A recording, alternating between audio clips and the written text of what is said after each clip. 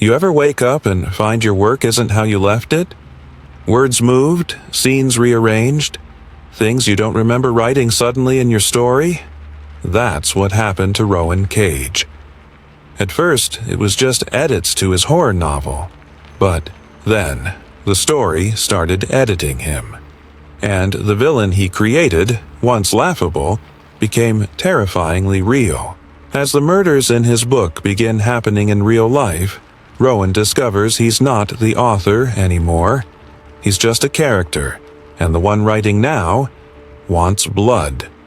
This is the story of the rewrite, and you'll never look at your keyboard. The same again. Rowan Cage thought writer's block was the worst thing that could happen to him. Turns out there's something far more terrifying. Writing something, and having it write back. He was a washed-up horror author desperate for a comeback. His newest story, Bleak Harbor, was supposed to be a quiet little murder mystery.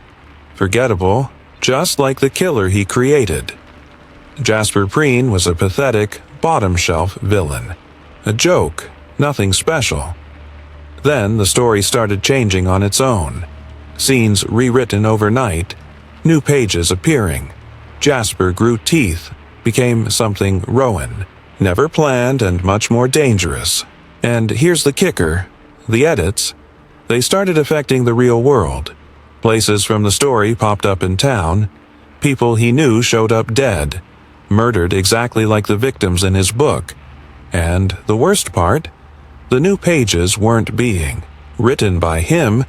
They were coming from a future version of himself, one trapped inside the story.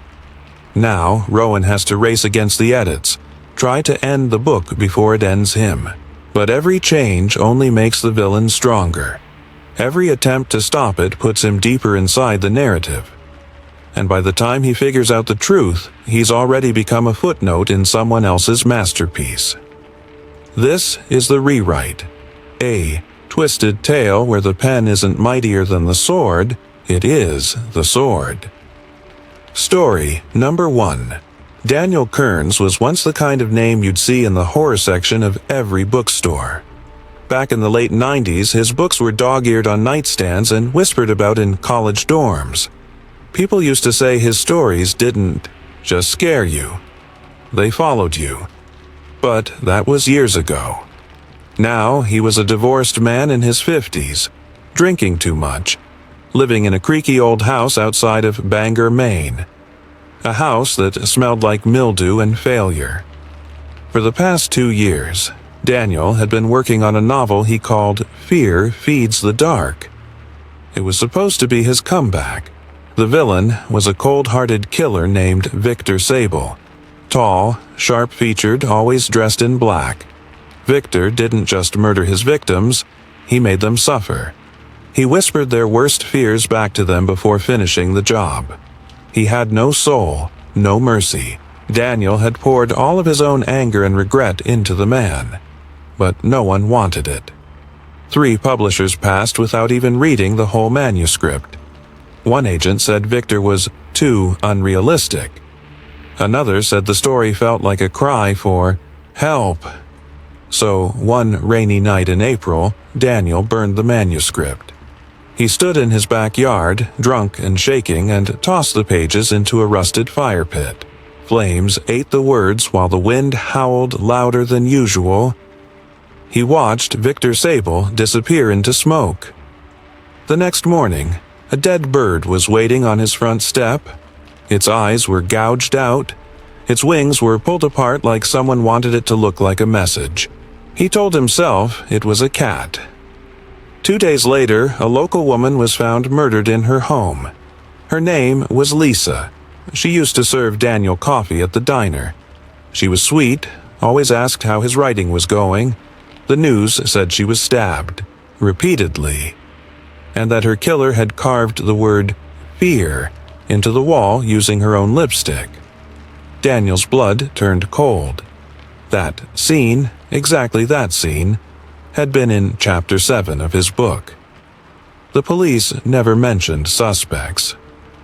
But the moment Daniel saw the news, he vomited into the kitchen sink. and the next day, he found a note on his typewriter. The paper was blank, except for 5 words typed in the center. "You can't unwrite me." VAG hadn't touched the typewriter in weeks. Grady came over that night. He was Daniel's editor, maybe his only friend. Grady was short, bald, always chewing gum like it owed him money. He didn't believe in ghosts, but he believed in Daniel, more than Daniel deserved. "You look like hell," Grady said, walking into the living room. "Thanks for the update," Daniel muttered. Grady stayed for an hour. He listened, didn't laugh, didn't interrupt. When Daniel showed him the typed note, Grady frowned but didn't say anything. He just folded it carefully and put it in his coat pocket. "Dan," he finally said, "I think you should stop drinking." Daniel laughed bitterly. "I think I should stop existing." Grady gave him a tired look. "Just promise me one thing. If more weird shit happens, tell me first. Before the cops, before anyone. Me first." Daniel nodded. He didn't mean it. Another murder, a teenager this time. Caleb, the neighbor's son. Quiet kid, used to mow Daniel's lawn for extra cash. Same pattern. Stab wounds, fear-related message on the wall, no fingerprints. Same scene from the book. Chapter 14. Daniel. Locked himself in his study and didn't leave for 2 days. He didn't eat, didn't shower. But every time he tried to sleep, he heard something typing downstairs. Always the same rhythm. Click, click, click, pause. Click. He finally found the courage to go down there. The typewriter had another note. "Stop resisting. Let me write." Daniel started seeing Victor. It began with shadows. Just a flicker in the mirror, or movement on the stairs when no one else was home. Then came the dreams. Victor standing at the foot of his bed, smiling, blood dripping from his gloves. Then Lucy called, his daughter. They hadn't spoken in years. She'd heard about the murders. Her voice shook when she said, "Dad, are you okay?" He wanted to tell her no, that he wasn't okay, that the killer might be his own creation, that his mind was cracking and he didn't know where fiction ended and reality began. But instead, he just said, "Yeah, I'm fine, sweetheart." They made plans to meet. She was going to drive up that weekend. He was going to cook breakfast the way he used to when she was little. She never made it. Car accident. Brutal one. The truck driver who hit her told the cops he swerved to avoid a man standing in the middle of the road, a man dressed in black, smiling. Daniel tried to kill himself the night of Lucy's funeral. Pills and whiskey. But he woke up, barely alive, on the floor of his study, next to a new chapter, typed, printed, waiting for him. It was written in his own style, same sentence rhythm, same pacing, except this time, it wasn't fiction. It described the moment he swallowed the pills, the way his fingers trembled, the last thought he had before blacking out. Victor wins. Daniel finally understood. Victor wasn't just a character, he was a parasite. He fed on fear, yes, but more than that, he fed on Daniel's failures, his anger, his regret. Every time Daniel gave up, Victor got stronger. Every time Daniel resisted, someone Daniel loved died. The only way to stop the blood was to give in, so he did. He let Victor in, and the moment he did, Daniel stopped existing. They never found Daniel's body. Just a mess of torn-up pages, bloodstains, and a new manuscript on the desk. The title page read, "The Author's Revenge" by Victor Sable. It sold 1 million copies in 6 months. People said it was Daniel's best work. Raw, unfiltered, terrifying. Grady knew the truth. He never told anyone, but sometimes, late, At night, he swore he heard Daniel's voice whispering from inside the pages, screaming, begging to be let out. Story number 2. Elena Pierce always wrote at night. There was something about darkness that helped the words come easier. The world outside her little cottage in Vermont went still, like someone had hit mute on the sky. All she could hear was the click of her keyboard and the quiet hum of the old heater in the corner. She wrote gothic romances, brooding castles, candlelit hallways, pale-eyed strangers who whispered secrets over trembling hands. Her readers loved it. They called her the Queen of Crimson, after the blood-red covers of her books. But her latest story was different. This one had a heartbeat. She didn't mean to fall in love with Lord Draven. He was only supposed to be a side character, a tragic figure who haunted the halls of Greymore Estate, whispering to the heroine in dreams. But something about him kept pulling her back. She gave him more lines, more scenes, more power. He became the center of the book, and the center of her thoughts. Tall, elegant, dressed in velvet and lace with silver eyes that seemed to know your worst fear before you did. Lord Draven was both terrifying and beautiful, and somehow, he started visiting her in her dreams. At first, Elena thought it was normal. Writers always dreamed about their characters. But Draven wasn't just showing up.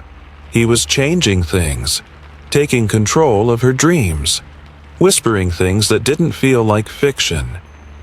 "You are mine, Elena," he would say, in dreams or in death. Marcus noticed the change first. He was Elena's boyfriend. Kind, grounded, a little boring, but reliable. A software guy who didn't understand why people still read books with castles in them. "You've been acting weird," he told her one morning. "You talk in your sleep, sometimes in this British accent. You keep saying that name, Draven." Elena smiled weakly. "He's just a character." "Then why does it sound like he's talking back?" She didn't have an answer. That night she dreamed again, only this time she couldn't move. She was in a hallway lined with red curtains. Draven stood at the end, arms open, blood dripping from his gloves. "Soon," he whispered, "we'll be together. No more distractions." 2 days later, Marcus was gone. Not just missing, dead.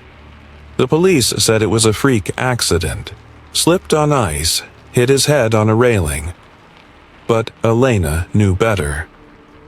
There was something in the dream the night before. Something about how Draven had leaned in close and whispered, "He was in the way. You said so yourself." She didn't remember saying it, but part of her had thought it. Deep down, in the place where guilt mixes with relief. After Marcus's funeral, Elena stopped writing. She tried to destroy the manuscript, but every time she lit a match, the flames died out. The pages wouldn't burn.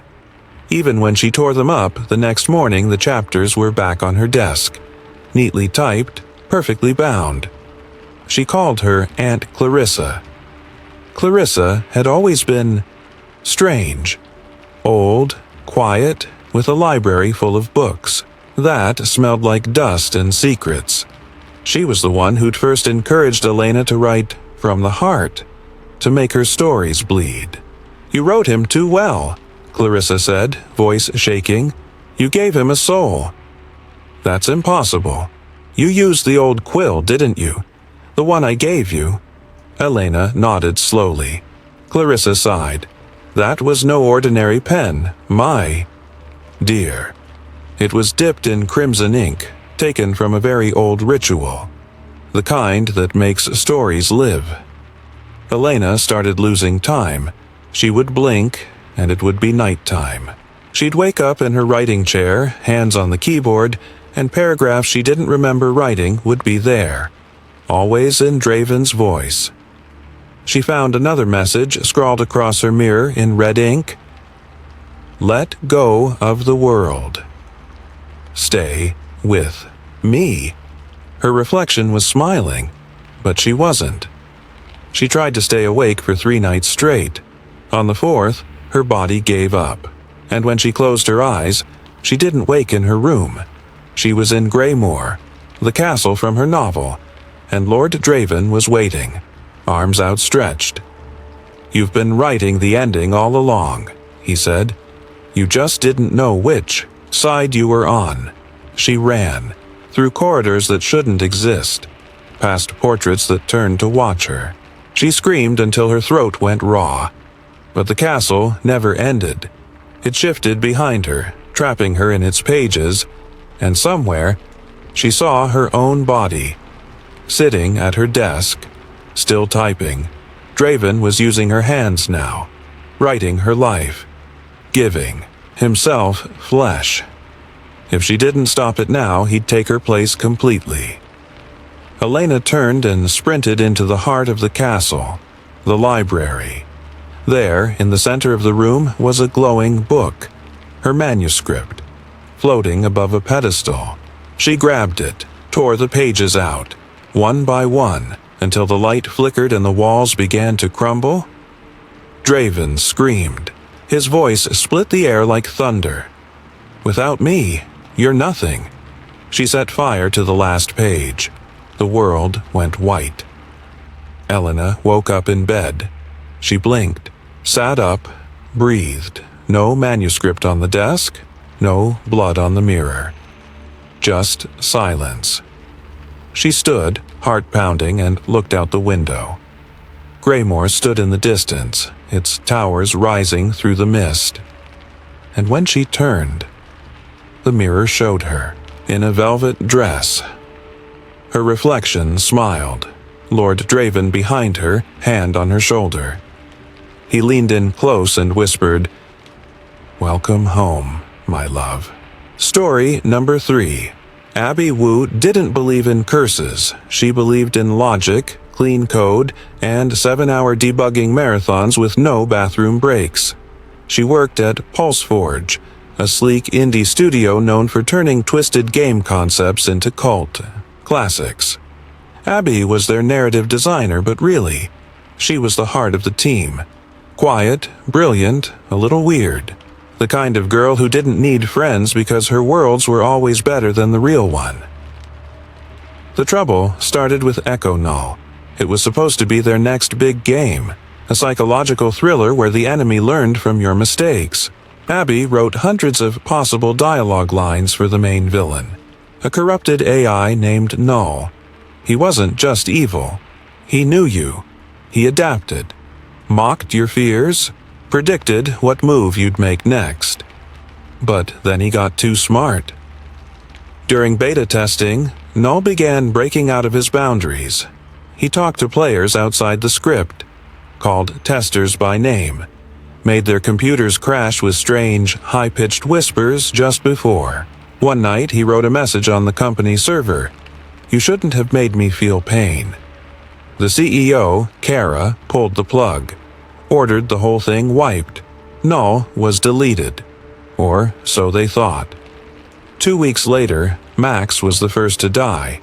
He was the lead programmer, known for his sarcastic tweets and energy drink addiction. He told Abby he was working on a side project from home, trying to revive Null for fun, just for laughs. They found him in his apartment, eyes open, VR headset still on. The autopsy said heart attack, but Kara showed Abby a photo of the screen he died looking at. It was black, just one line of white text. "Did I surprise you?" Abby didn't sleep that night. Lila was next. Sound designer, bubbly, and always singing off-key. Her phone started glitching. Audio files she never recorded playing on repeat. Whispers, static, then screaming. She told Abby over lunch, "Null's voice is in my sleep app." 2 days later, she fell down an elevator shaft. Security footage? The elevator stopped at the wrong floor. The doors opened to nothing. Just a black screen inside. The company tried to spin it as a series of unrelated tragedies, but Abby knew better. Theo, the animator, lasted the longest. He locked himself in his apartment, unplugged every screen, lived by candlelight. He even carved symbols around his room, strange ones, pulled from old sketches Abby once drew in the margins of her null drafts. When she visited, he showed her his hands, burned from smashing his phone with a hammer. "He's in the Wi-Fi," Theo whispered. "He's watching us. Through the static." That night he hung himself. The only thing left on his computer was a folder called "You Made Him Real." Inside it, one audio file. It said Abby's name, over and over. She finally snapped. Went back to her original drafts. Dug deep into the code she wrote on those late nights, the ones where she was half awake, listening to dark ambient loops and scribbling strange phrases from old internet forums. She remembered now. One night, she'd found a thread in Mandarin, talking about digital thought forms, programs that could think, ghosts that could grow. She'd copied some of the phrases for Null's dialogue, used them for flavor. They weren't just words, they were invocations. She had cursed her own creation. Cora didn't believe her. Even after Null's face appeared in the company Zoom call, a black void with pixelated teeth, Kara said it was a prank. "We control the code," she said. "We own this IP." A week later, Kara's Tesla drove itself off a bridge. The dashcam recorded one last voice command before impact. "Now you're deleted." Abby was alone, but she had a plan. She wrote one final game update. A backdoor patch meant to trap Null, compress him into a sealed archive hidden behind an unbeatable boss fight. She coded the trap in isolation on a cold laptop with no internet. It worked. She launched the game, faced him, and beat him. The screen froze. A soft line of text appeared. "You finally played fair." She wiped the laptop, burned the hard drive. Finally, peace. Until 3 weeks later, Abby was freelancing now. Small project, tiny game engine. She opened the fresh codebase. Nothing special, just loading screens, background art, and there, in the file tree, a new folder. Null Dasip Vitu. She stared. It opened itself. A new file blinked. Let's rewrite the story. Together this time. Story number 4. James Rowe believed every writer had a moment when the words finally clicked, when the story stopped being made up and started feeling real. For him, that moment came with a pen. It was old, black, lacquered with strange markings, carved into the barrel, like the bones of some sea creature had been ground into it. He found it in a dusty antique shop on the edge of town, the kind of place that smelled like wet books and mothballs. The old man behind the counter called it the ink-bound relic, made for creators, the man had said, smiling with too many teeth. But it takes something too. James didn't care. He was chasing greatness. His last 3 novels had tanked. His publisher was ghosting him. His girlfriend had left, saying he loved his characters more than he loved her. She wasn't wrong. That night, James sat at his desk, clicked the pen open, and started writing. And Mara was born. She wasn't just a character. She was art. An assassin in heels and a blood-red dress who could charm a man and kill him in the same breath. She was beautiful, brilliant, broken in all the right places. He wrote until his fingers cramped. And then the pen pushed back. The ink bled too thick. The tip scratched like it was cutting through skin. And when he paused, James noticed something strange. His fingers were smudged red, not black, not blue. Red. He checked the ink well.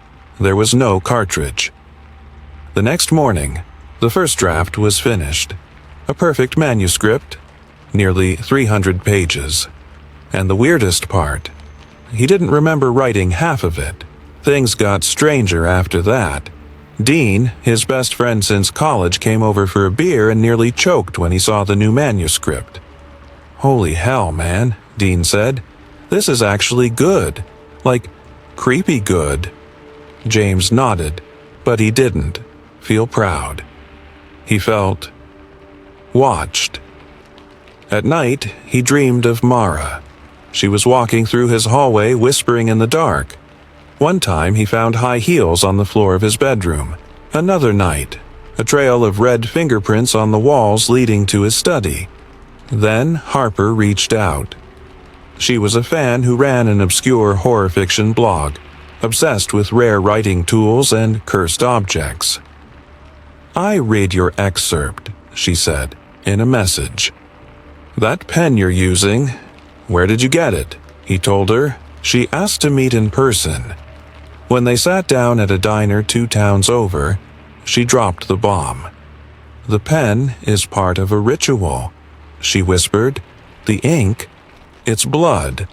The body of a scribe from the 1600s was melted down to make these pens. There were only 5 ever made. They don't just help you write, they pull things through." James felt sick. "Mara," he said. "She's not just a character anymore." Harper nodded. "Then you need to stop writing with it. Right now." But it was too late. Dean went missing. They found him in his bathtub, no blood, no wounds, just a smile carved into his face. A note on the mirror in lipstick. "You lied to him." "I didn't." James smashed the pen, burned the pages, but the words came back. Every time. The manuscript kept rewriting itself. Mara was fighting for permanence. Then she showed up, not in a dream, not in the margins, in his kitchen. "Hello, James," she said, sipping his coffee. "You made me, but I made you matter." She wanted more than life. She wanted his. "To be real," she said, "one of us has to go." James had one chance. He wrote a final chapter. Not on the computer, not with the cursed pen, just plain paper. A twist. Mara discovers she was never real, that she was only a thought, desperate to become flesh. He baited her with it, said it was a final tribute. She couldn't resist reading it. That was her weakness. She was born from fiction and couldn't help but live through it. When she reached the end of the chapter, she screamed. The room shook, glass shattered, and then she was gone, just ash on the floor. James collapsed.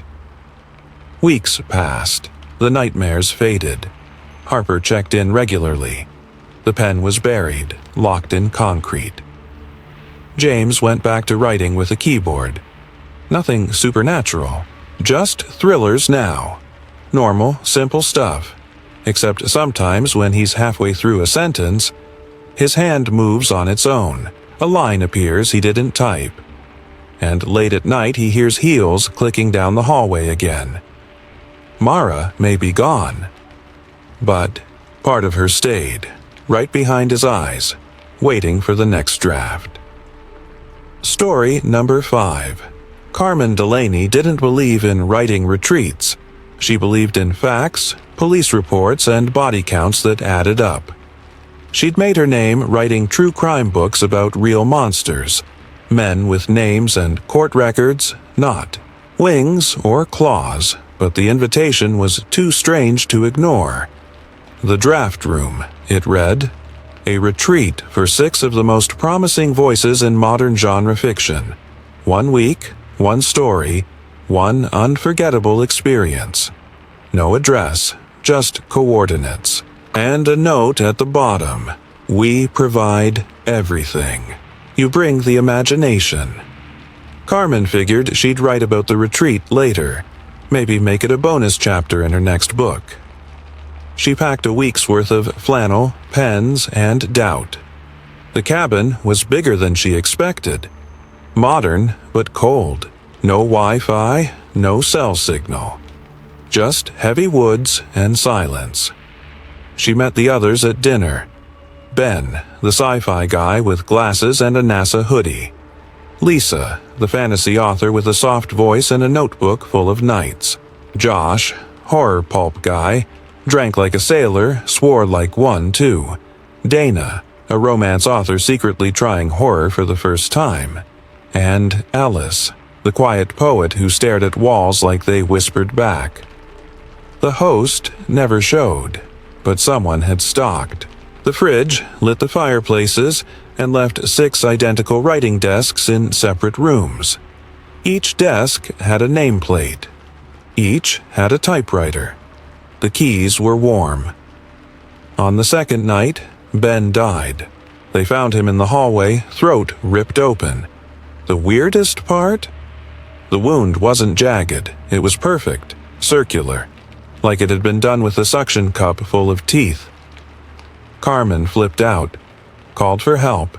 Nothing, no signal, no landline.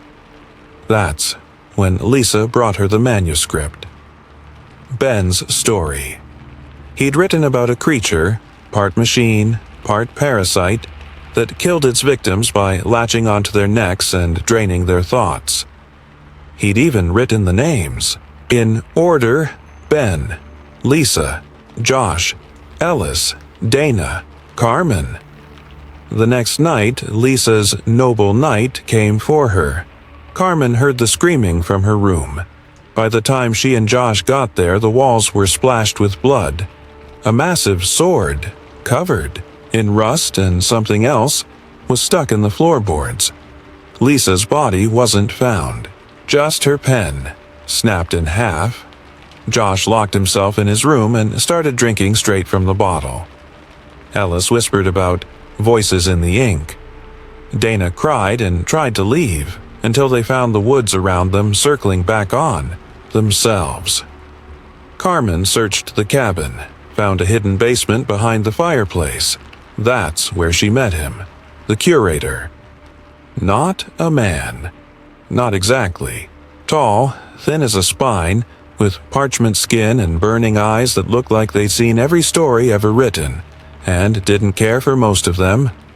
"This is my collection," he said, gesturing to the shelves around the room, each lined, with hundreds of stories, all handwritten. They suffer, they write, and their words become flesh. Carmen backed away. "You're doing this?" "I simply bind the pages," he said. "You bring them to life." He smiled. His teeth looked like typewriter keys. Josh was next. His killer was a scarecrow made of beer cans and chicken wire, a joke character he'd scribbled in a blackout. Ellis tried to fight back.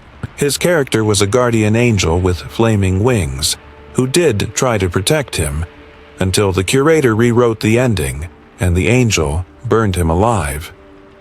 That left Dana and Carmen. Dana didn't make it. She tried to rewrite her ending, made the monster fall in love with her. It worked for one night. Then it skinned her alive and wore her face. Carmen didn't cry. She grabbed every manuscript in the house and dragged them outside. Poured kerosene. Lit the match. They burned like they wanted to scream. The curator appeared in the smoke. "You can't destroy art," he hissed. "I'm not destroying it," she said. "I'm ending it." She thought it was over. But back home, weeks later, Carmen opened her laptop. There it was, the draft room .docs. She didn't write it, but it was in her voice. And the story wasn't finished. It typed one line on its own. Let's try again. Story number 6. Teresa Bloom wrote stories that helped children fall asleep. Her books weren't flashy or full of talking animals wearing sunglasses. They were soft, quiet things. Stories about lonely kids who found light in dark places. She always said she wrote with her heart, not her pen. Her most famous character was Poppy the Protector, a big, huggable creature with button eyes, long arms, and a stitched smile. Poppy came to children who were grieving. He held them, rocked them, whispered comfort when the world got too loud. Kids loved him. Teresa wrote Poppy's promise after her son, Jacob, lost his best friend in a car accident. She wanted to give him something to hold on to, something that made the dark feel smaller. She had no idea she was building something alive. Jacob died on a Monday. There was no warning, no storm, no accident, no illness. Just a scream in the night and a lifeless body in his bed. The coroner said it was a seizure. Rare and tragic, they called it. Teresa stopped writing. She stopped everything. The house grew cold, untouched. Jacob's room stayed exactly as it was. Stuffed animals lined up on the shelf, a small nightlight glowing red above the bed. She spent hours there, whispering to the walls, rocking in the chair like she could go backward in time if she sat still long enough. Then she started hearing him. Not Jacob. Poppy. At first, it was harmless. A soft shuffle in the hallway. A toy moved, from the shelf to the bed. The closet door left open, even though she swore she'd shut it. Then came the voice, a low, gravelly whisper that said, "I'll keep you safe." She thought it was grief, just her mind cracking under the pressure of too much pain. Dr. Morris said that was normal. He encouraged her to write again, to find healing in the pages. But she couldn't. Every time she tried, her hands froze, and then he died. They found Dr. Morris in his office. His neck snapped backward, eyes wide open, mouth twisted in fear. No signs of struggle, no fingerprints, just a torn piece of red cloth clutched in his hand. Fabric that looked a lot like the patchwork suit she described in her books. Beth came the next day, suitcase in hand. "I don't care what's going on," her sister said. "You need help. You're seeing things. You're writing them into existence again." "I haven't written anything in months," Teresa whispered. Beth stayed the night. She never made it to morning. Teresa woke to the sound of screaming. Rushed into the hallway to find Beth's door torn open. The floor was scratched. The walls clawed, and in the living room by the fireplace stood Poppy. But it wasn't the same Poppy she'd drawn in her books. This Poppy was wrong. His smile was too wide. His arms too long. The button eyes cracked, black liquid leaking from the seams in his face. His voice, still soft, said only one thing. "She made you cry." Teresa ran. She drove to the old church on Maple Street, the place where she'd once taken Jacob for Sunday school, back when things still felt whole. She lit a candle, dropped to her knees, and finally, for the first time since Jacob died, she spoke to him. "I'm sorry," she whispered. "I never let go. I tried to keep the hurt away, but I let it grow teeth." That's when she felt the warmth, a breeze, a breath, and then the voice. Not Poppy's, not her own. Jacob's. "It's okay, Mom." She went home and found Poppy waiting in Jacob's room. "Why are you crying?" he asked, head tilting like a curious child. "I got rid of the ones who hurt you." She looked at him. This twisted shell of comfort turned killer. "You were never meant to hurt people, Poppy." He took a step forward, arms outstretched. "I only want to protect you." "I know," she said, "but you're keeping me from moving on. And Jacob? Jacob's not here anymore." His button eyes flickered, and for a moment, Poppy looked sad. Then, "I go too?" he asked. She nodded. "I love you, Poppy, but this is the final chapter." Ikru sat at her desk, picked up her pen, and wrote. Poppy smiled one last time, and then he let go. When she finished the sentence, the air shifted. The house exhaled. And when she looked up, Poppy was gone. So was the red nightlight. Teresa published one last book. No monsters, no protectors, just a story about a mother learning to say goodbye. And somewhere in the world, a child reading it swore they saw a shadowy figure watching from the corner, just before it faded. Story number 7.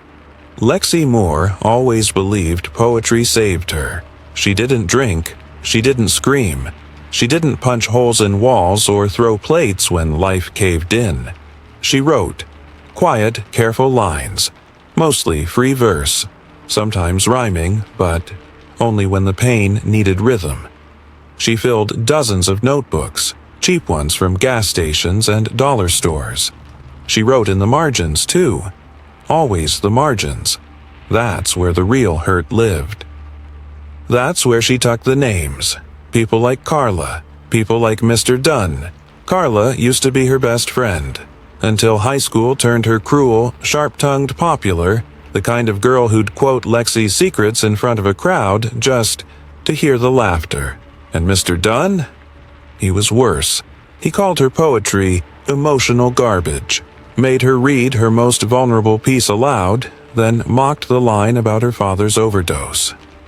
After class, he patted her shoulder like he'd done her a favor. Lexi wrote that night, harder than she ever had. Fingers shaking, pen stabbing, the paper. The words came raw and fast, and when she stopped, the page looked like it had bled. The next day, Mr. Dunn fell down a flight of stairs, broke his neck. The janitor found him face down on a sheet of student essays. Blood pooled around. The word trash. Lexi didn't make the connection right away, not until Carla. She'd written about Carla in a fury, how her smile was a lie, how her heart was a hollow drum. The poem ended with a line she didn't remember writing. Let her drown in what she's made of. 2 days later, Carla was found in her bathroom, dead from inhaling steam and scalding water. The pipes had somehow locked. The room was filled with mist, and her lungs were full of it.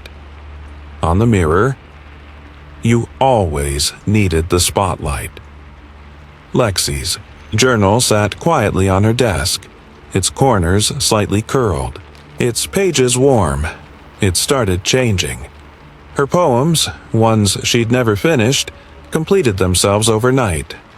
Darker, sharper. The metaphors grew teeth. The margins soaked in ink that spread like veins. And when she flipped back through the pages, she found names she never wrote. People who had crossed her. A mean girl from middle school. A cop who called her mother a junkie. Her ex-boyfriend who used her poems as punchlines. They all began to die. Gruesome. Poetic. Lexi stopped writing, locked the journal in a drawer. But it didn't matter. It wanted more.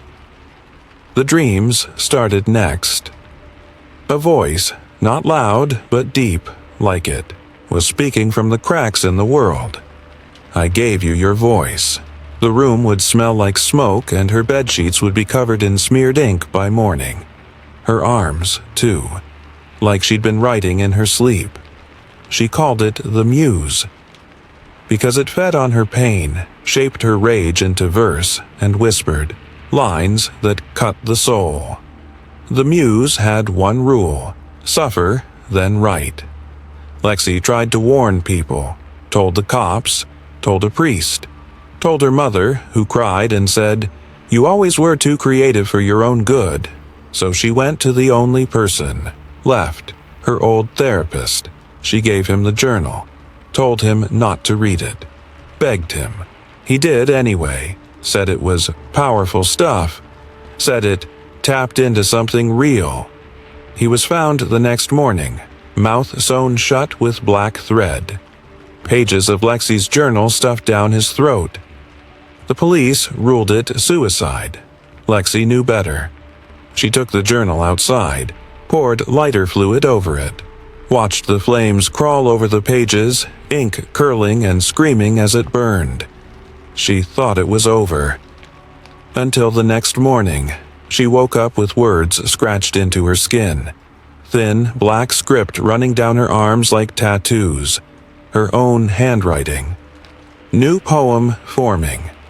She tried to burn me, but I am the flame. She tried to run, but I write her name.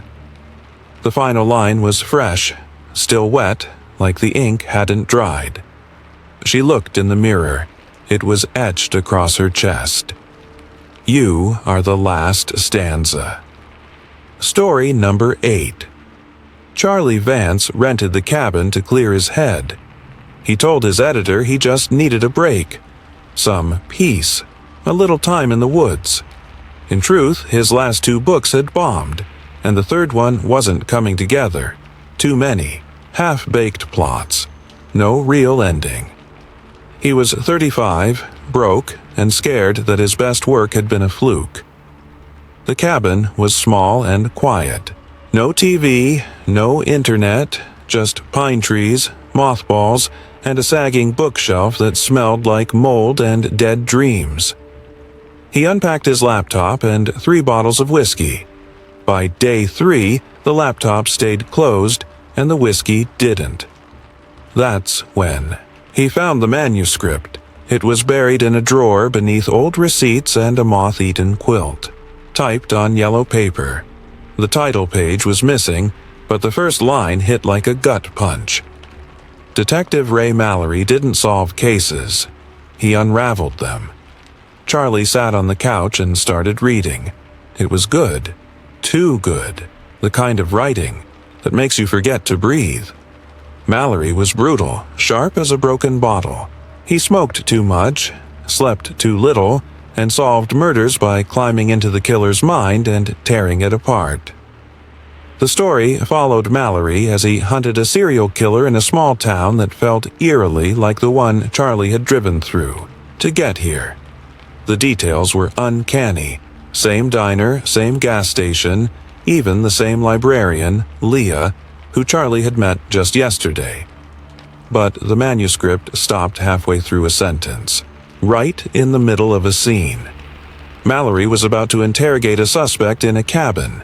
A suspect named Charlie. Charlie laughed, nervous. Probably a coincidence. Probably just another failed writer trying to be clever. But still. He picked up a pen, thought he'd write an ending. Just for fun. He added 5 lines. Something simple. Mallory kicks in the door.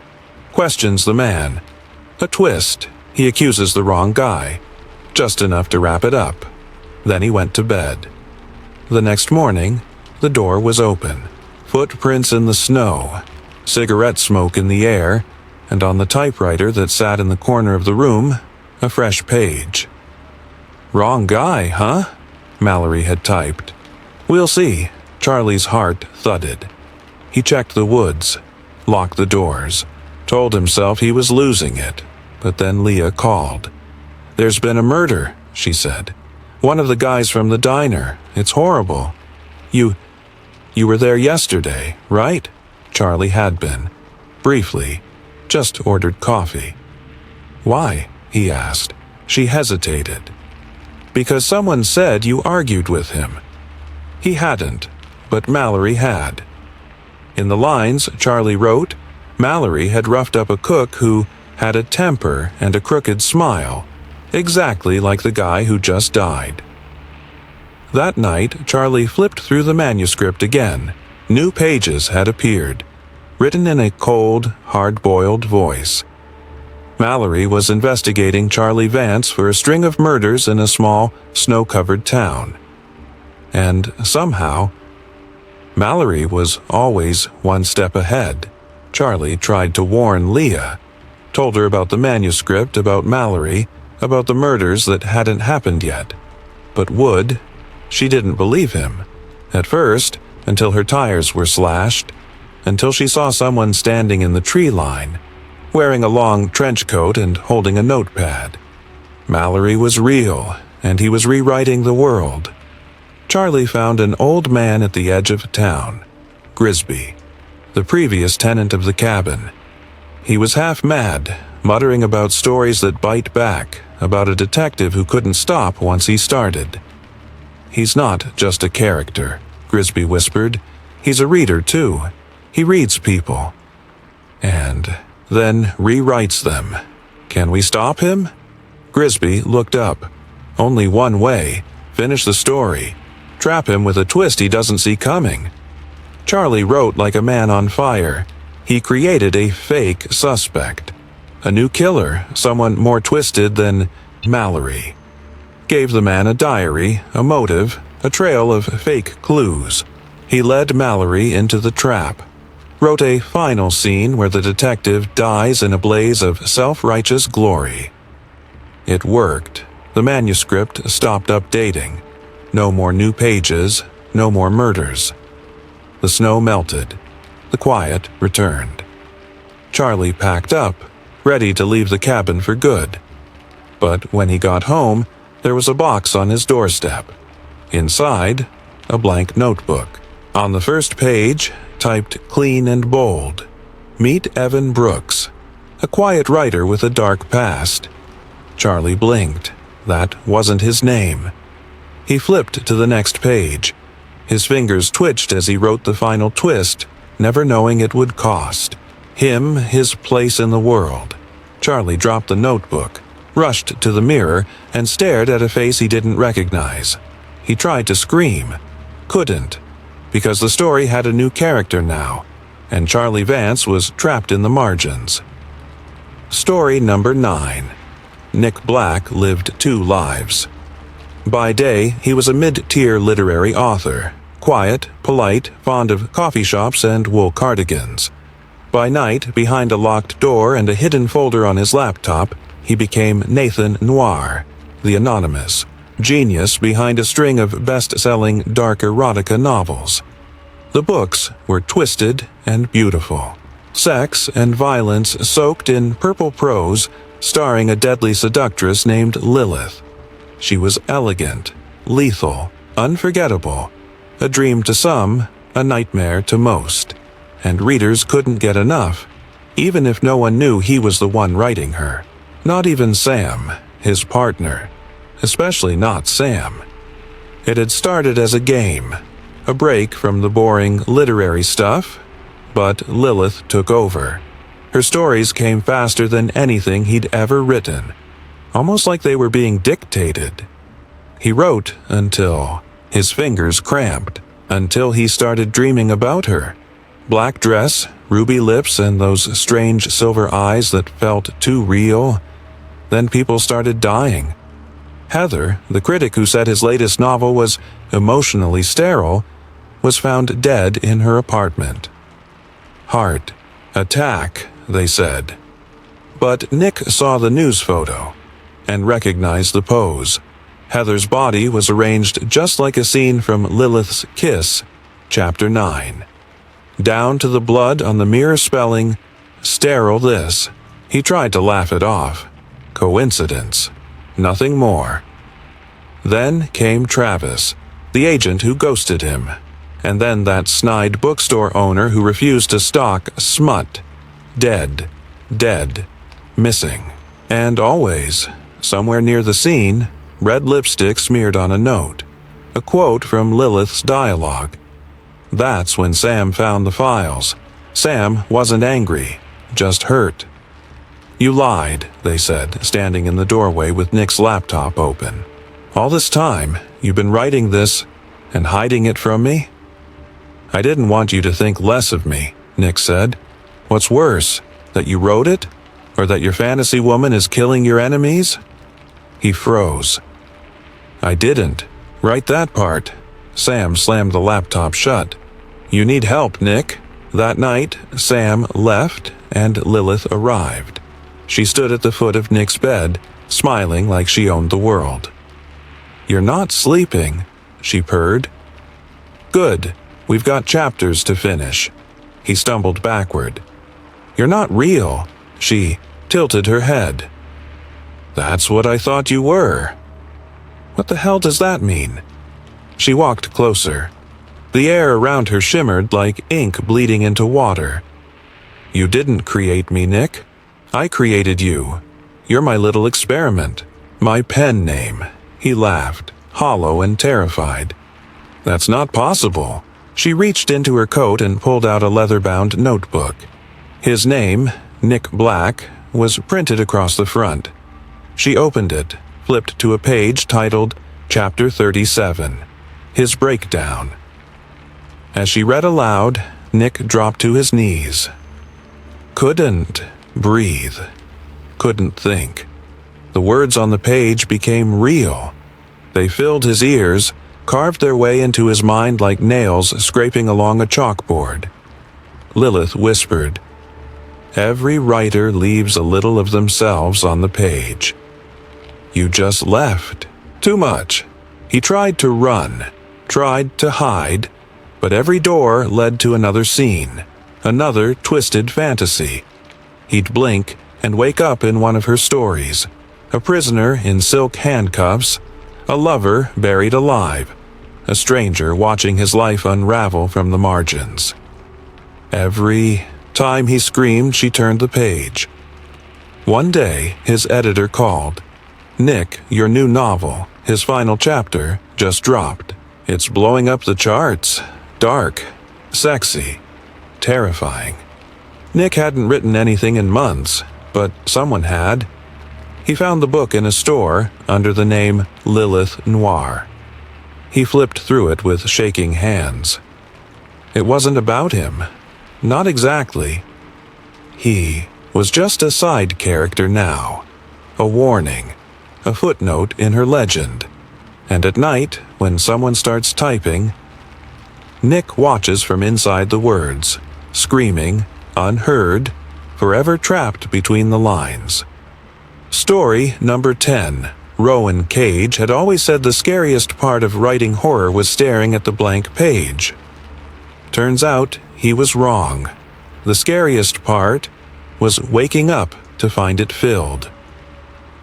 Rowan had seen better days. Once a best-selling author with movie deals and midnight signings. Now he was just a guy in a creaky old house trying to write his comeback. His last 3 books flopped, and his editor, Elle, was giving him that tight smile over Zoom. The kind that meant, "Clock's ticking, buddy." He was writing a new novel called Bleak Harbor, a small-town horror about a pathetic serial killer, named Jasper Preen. Part joke, part metaphor for boredom and rot.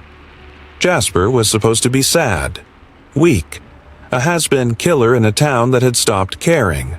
Rowan hated him. That was the point. But then the story started. Changing. It began with small edits, tiny things, a rewritten sentence, a new paragraph, words he swore he never typed. Then entire chapters were different. Jasper Preen wasn't a joke anymore. He was bolder, colder. The murders were more creative, more vicious. The humor was gone, replaced with dread, and worse, Rowan liked the changes. They read better. They had rhythm, tension. He even emailed Ella a few of the new drafts. She replied right away. Now, this is what I'm talking about. He didn't tell her he didn't write them. Then she disappeared. Ella was supposed to visit for a weekend to talk about rewrites in person. Her train arrived. Her suitcase was found in a motel room nearby, but she never showed up. Rowan checked the manuscript. In the newest scene, Jasper kills a woman on a train platform. Blonde, wearing a red scarf, just like Elle.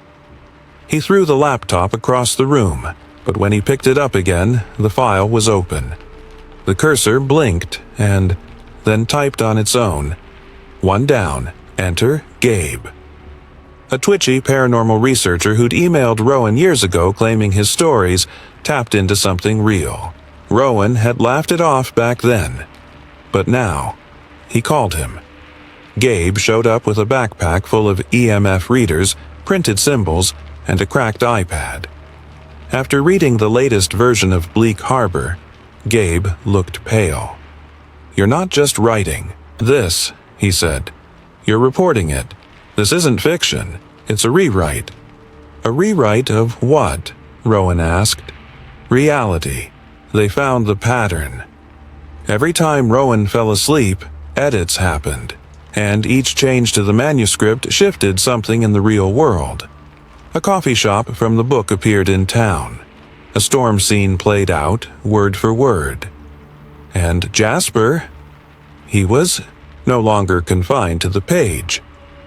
Rowan saw him on the street one night. Just a shadow, tall and narrow with that grin he described in Chapter 14. A smile that split his face like a knife through bread. The next day, the local sheriff was found dead in his cruiser, grin carved into his face. Gabe dug deeper. What he found was worse than ghosts or glitches. The editor, the entity making the changes, was Rowan. A future version of him, trapped inside. The story, looping through draft after draft, trying to rewrite a reality where he didn't die. But each time he edited the world, Jasper got stronger. The villain wasn't fiction. He was memory. A thing buried deep in Rowan's childhood, forgotten after something too dark to face. The stories, the books, they were ways to contain him. And now, the cage was falling apart. The final twist came in a new chapter Rowan didn't write. In the end, the author will trade his pen for peace. Rowan knew what it meant. The only way to stop it was to reboot the story. Erase himself. Write an ending where he dies, and the book resets. So he wrote, with his own hands this time. Rowan Cage faced the monster, and with one final breath, gave the world a story that would forget him. He woke up in a small town. Name tag on his chest. Rowan, bartender. No laptop, no books, no memories. But sometimes, when he closes the bar at night, he hears scratching behind the walls. And he writes little things on napkins without knowing why. The townspeople say he's a great storyteller. He just doesn't know he's living in one. If you love stories that mess with your mind and blur the line between fiction and reality, then this one's going to haunt you long after it ends. Like, share, and subscribe if you dare, but be careful what you write tonight. You never know who might read it back.